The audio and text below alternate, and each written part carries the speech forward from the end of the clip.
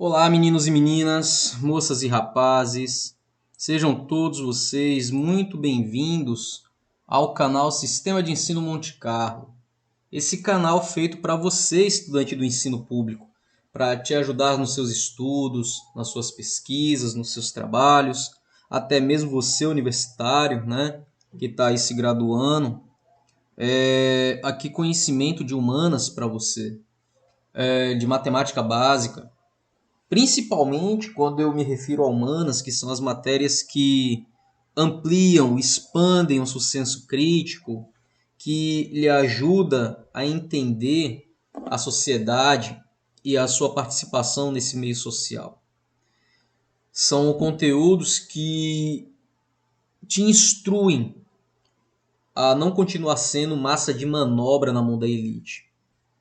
Seja um ser pensante, seja um ser questionador, seja um ser lógico e óbvio, né?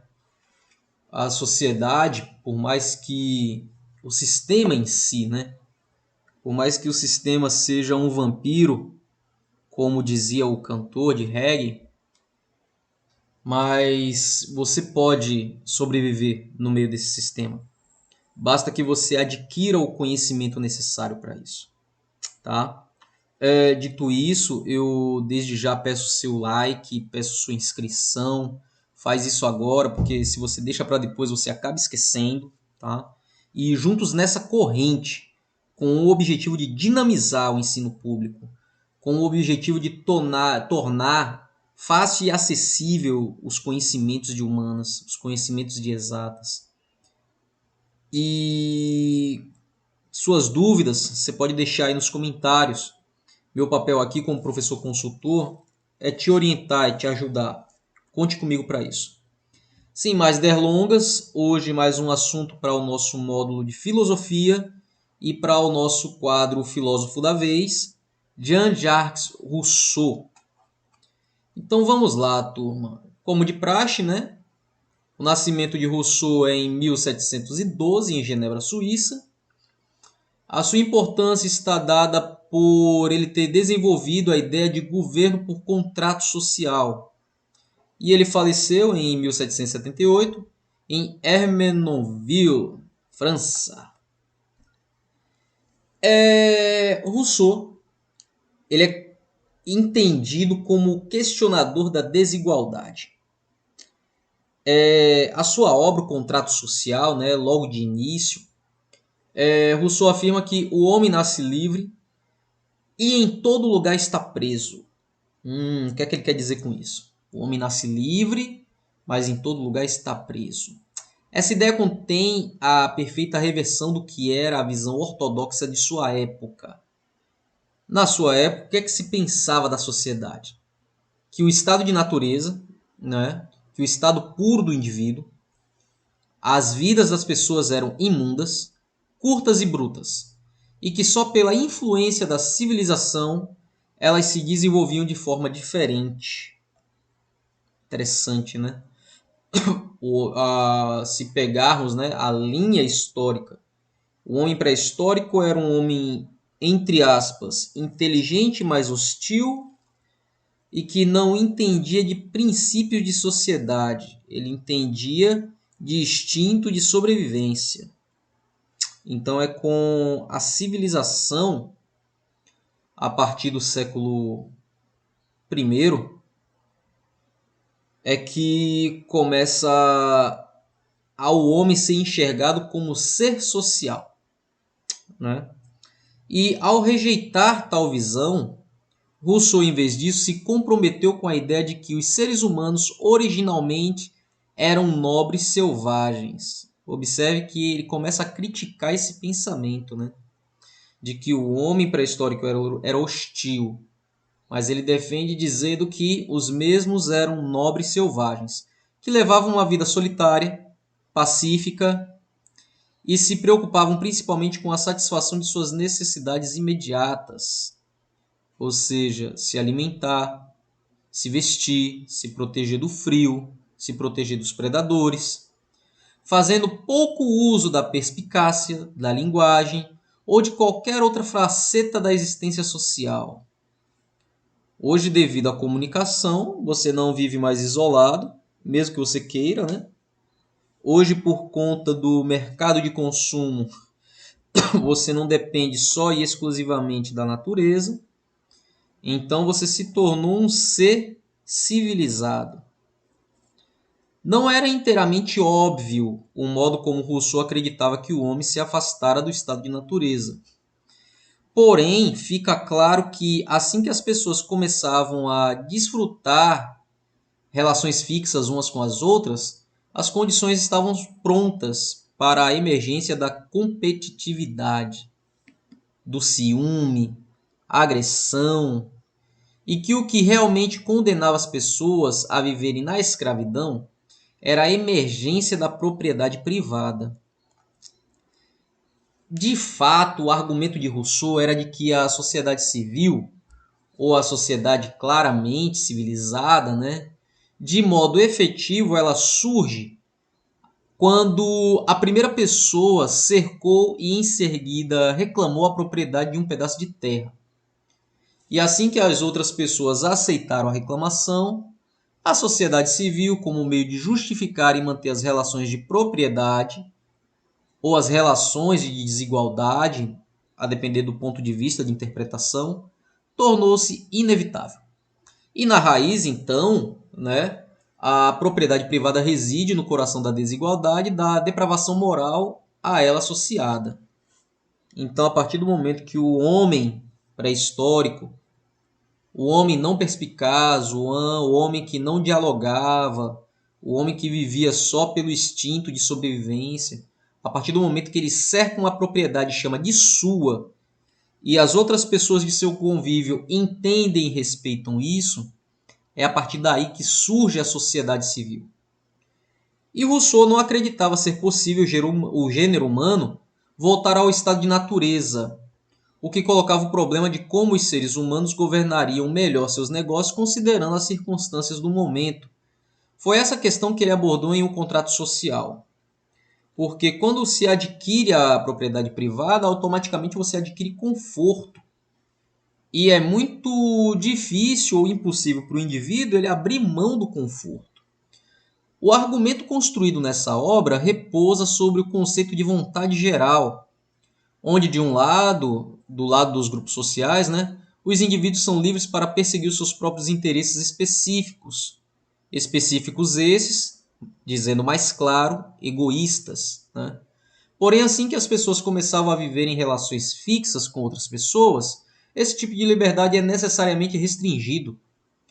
E, no entanto, existe um modo pelo qual as pessoas podem viver em grupos sociais e ainda permanecerem livres, através de um contrato social, no qual cada indivíduo membro do grupo deve fazer parte do corpo soberano desse grupo, né?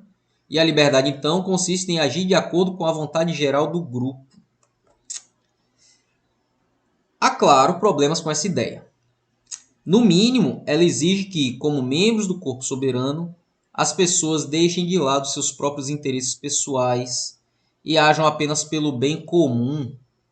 Entre outras coisas, a história do século XX, com os seus terríveis exemplos, né, de horrores associados a certos tipos de tirania da maioria, considerando, por exemplo, né, Hitler e Stalin, eles obtiveram vitórias arrasadoras, realizando eleições em seus respectivos países, ensinando-nos que o bem comum não é necessariamente o que motiva as escolhas políticas do grande público.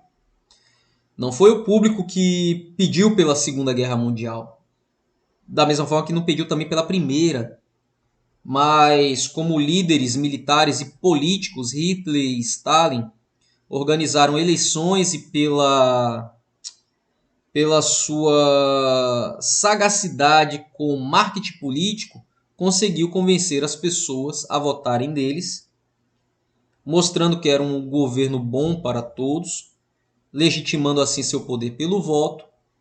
E daí para a Segunda Guerra Mundial foi questão de dias. Para mais detalhes, você pode visitar nossa playlist de história e pesquisar lá sobre a Segunda Guerra Mundial para mais detalhes, até mesmo para uma revisão.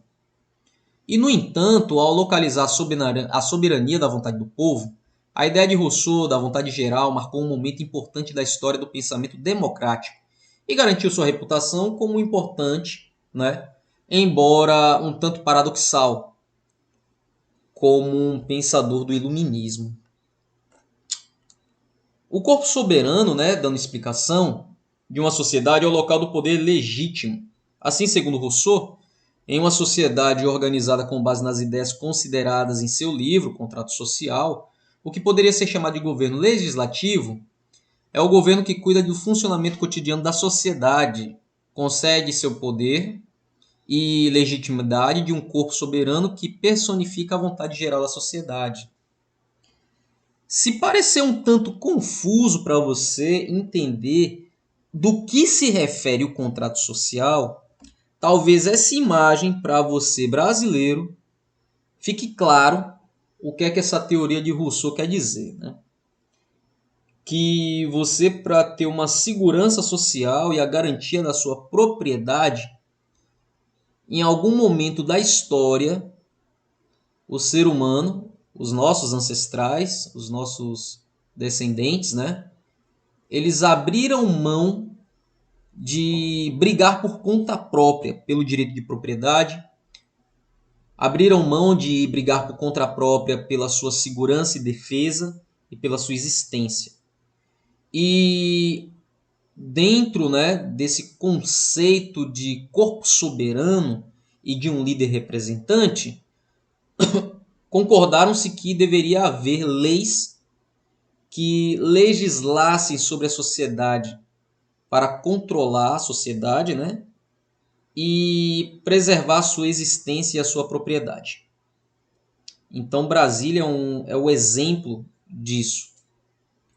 Agora, veja bem, no começo da aula eu digo que você é livre, mas em todo lugar você está preso.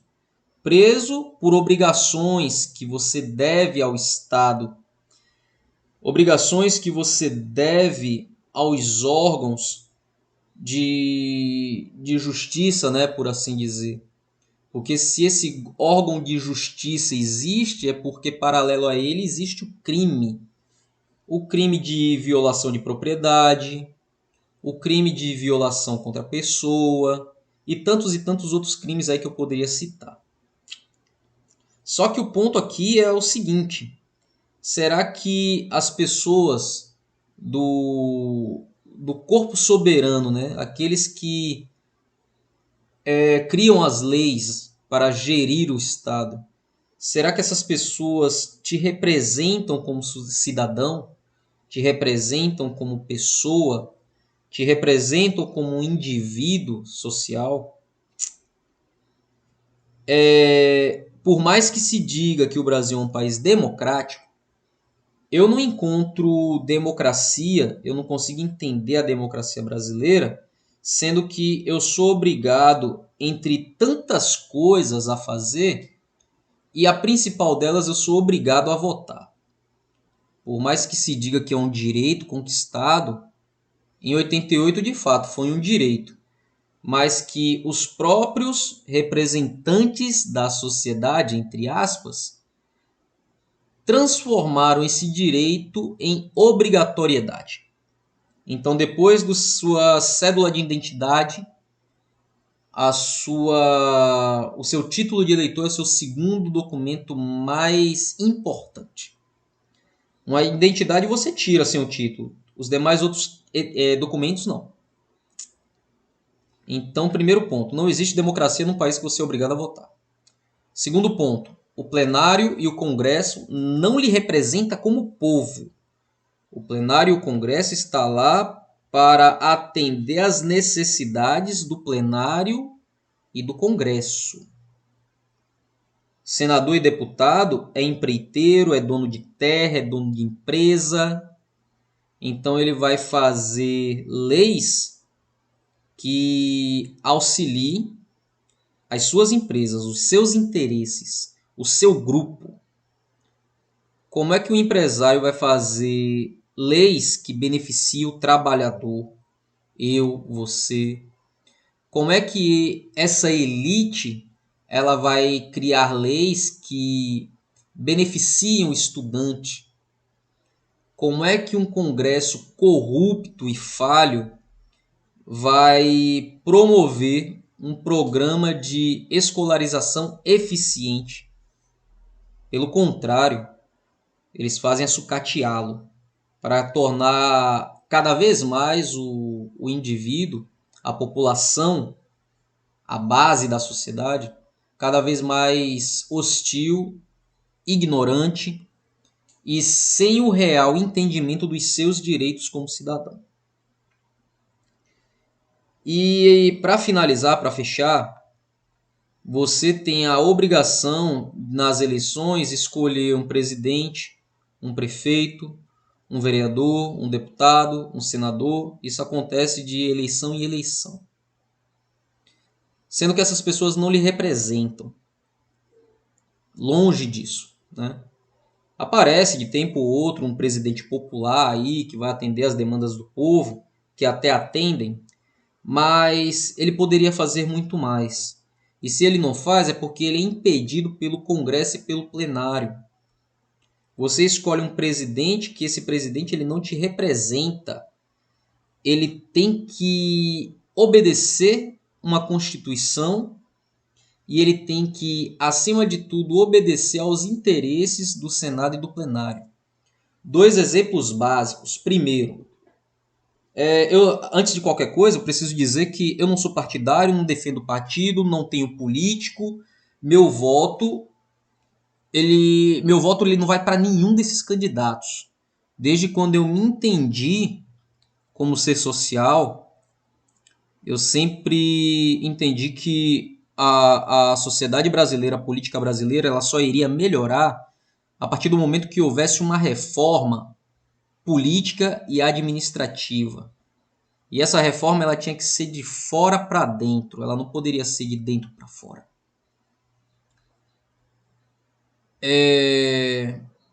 A começar pela sociedade. A sociedade ela precisaria se esclarecer e entender que a forma de se fazer política no Brasil ela está errada, ela está equivocada. Então, voltando aos dois exemplos, né? O PT, enquanto partido, ele tinha um discurso muito radical, era algo contagiante. E enquanto o seu líder, né, ele tinha esse discurso radical, o povo acima de tudo, ele não ganhava eleição. Perdeu para Collor, perdeu 2 vezes para Fernando Henrique. E quando ele entendeu que ele tinha que fazer o jogo do Congresso e do plenário, aí sim ele ganhou a eleição. Ganhou 2 mandatos, porque ele fazia para o povo, sendo que ele poderia fazer muito mais, mas ele obedecia ao jogo do Congresso. Ao ponto de que, quando ele ia terminar o seu segundo mandato, ele indicou uma presidente e essa presidente ganhou. A população não votou em Dilma, a população votou em Lula. Porque Lula disse que era para votar nela, por isso que a população votou nela. Passa-se um tempo, essa candidata a presidente, agora presidente, ela é tirada do poder pelo próprio Congresso. Não foi a população que pediu para ela sair. Foi o Congresso que tirou ela de lá. E o Congresso colocou no lugar dela o vice-presidente, que não tinha força popular. Ele ganhou as eleições por tabela, né, porque era o vice da presidente. Mas ele tinha força parlamentar. Foi o presidente que o Congresso queria que estivesse lá, porque ele iria responder aos interesses do Congresso. Então, gente, o presidente, ele não tem amplos poderes, ele não pode fazer muito pela sociedade, porque se ele fizer, ele é tirado de lá imediatamente. Então, esse candidato que você escolhe, quando chega lá, ou ele faz o jogo do sistema, ou ele cai fora. Então, por isso que eu digo que essa reforma ela tinha que ser de fora para dentro. Mudar a legislação, mudar a forma de se fazer política, mudar a forma de se administrar política. Esses caras aí com salários exorbitantes, cheios de benefício, isso teria que acabar urgente. para aí sim você ter um congresso, um plenário, um poder executivo, um poder legislativo que de fato lhe representasse.